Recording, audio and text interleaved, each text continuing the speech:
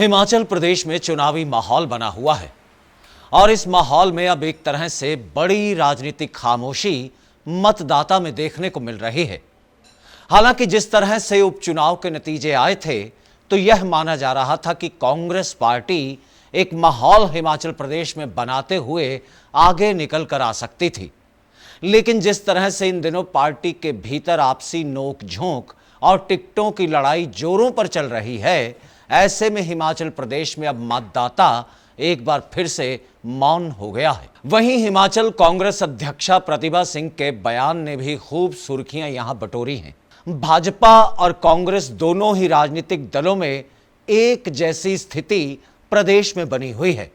हालांकि आम आदमी पार्टी की दस्तक भी हिमाचल में हुई है, लेकिन मतदाता की चुप्पी इस बात की तस्दीक करती है कि कहीं ना कहीं हिमाचल का मतदाता आम आदमी पार्टी या किसी तीसरे विकल्प की तरफ अभी जाना ही नहीं चाहता है, लेकिन यह भी वो तय नहीं कर पा रहा कि वह किसके तरफ चले, किसके साथ चले, क्योंकि जिस पार्टी को मतदाता ने वोट करने के बारे में अपना मन बना लिया था वह तो इस समय टिकटों की लड़ाई में उलझी पड़ी है।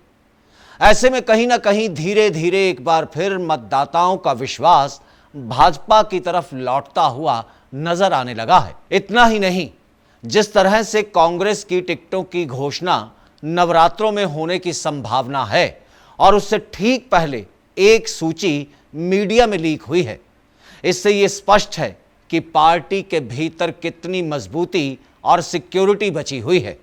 इतना ही नहीं, कुछ नामों पर जब चर्चा हुई और जीती हुई सीटों को एक तरह से हराने के लिए हारने वाले चेहरों के नाम पर ही नेता एक दूसरे के साथ भिड़ने लगे तो मनोबल जरूर गिरता है और आपसी लड़ाई में हिमाचल में कांग्रेस कहीं दूसरे प्रदेशों की तरह हाशिए पर ना जाए, इस बात की चर्चा टिकट आवंटन के इस दौर में चल रही है।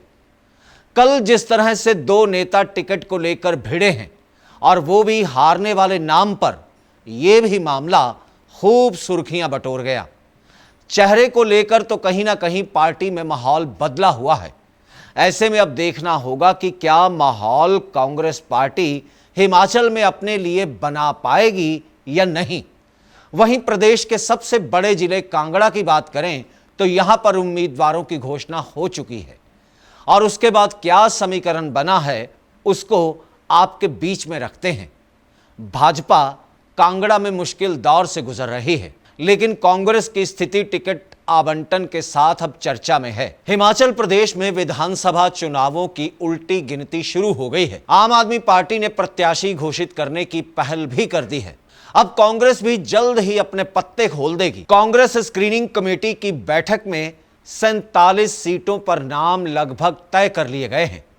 हिमाचल प्रदेश की राजनीति में अहम जिला कांगड़ा में अभी पेंच फंसा हुआ है। यहां कांग्रेस ने 15 में से मात्र 7 सीटों पर ही प्रत्याशी चुने हैं, जबकि बाकी सीटों पर उलझन अभी बनी हुई है। कांग्रेस की टिकटें प्रस्तावित होने के साथ ही नेताओं की खींचतान भी बढ़ गई है। जिला कांगड़ा के पालमपुर विधानसभा क्षेत्र से आशीष बुटेल, फतेहपुर से भवानी सिंह पठानिया, धर्मशाला विधानसभा क्षेत्र से सुधीर शर्मा, नगरोटा बगवां से रघुवीर सिंह बाली, ज्वाली विधानसभा क्षेत्र से चंद्र कुमार, कांगड़ा से सुरेंद्र काकू, नूरपुर से अजय महाजन के नाम तकरीबन तय माने जा रहे हैं। लेकिन अभी भी बैजनाथ, शाहपुर, जयसिंहपुर, देहरा, ज्वालामुखी, जसमा परागपुर, इंदौरा, सुलह आदि विधानसभा क्षेत्रों के लिए माथापच्ची चल रही है। सबसे ज्यादा खींचतान शाहपुर, देहरा, जसमा परागपुर में चल रही है।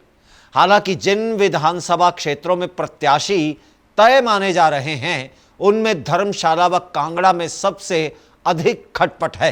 धर्मशाला में सुधीर शर्मा का नाम तय माना जा रहा है, लेकिन विजय इंद्र करण व देवेंद्र जग्गी फ्रंट फुट पर आकर टिकट मांग रहे हैं और चुनाव प्रचार में भी जुट गए हैं। इसी तरह से कांगड़ा में भाजपा छोड़ कांग्रेस का दामन थामने वाले सुरेंद्र काकू का पार्टी कार्यकर्ताओं की तरफ से विरोध हो रहा है, लेकिन पार्टी ने सुरेंद्र काकू का नाम तय करने के लिए प्रस्ताव आगे बढ़ा दिया है। इसी तरह से देहरा में डॉक्टर राजेश शर्मा के नाम की चर्चा चल रही है, लेकिन यहां पर ब्लॉक अध्यक्ष हरिओम शर्मा के मैदान में कूदने से समीकरण बदले बदले से हैं। शाहपुर हलके में केवल सिंह पठानिया सहित और नाम भी चर्चा में हैं।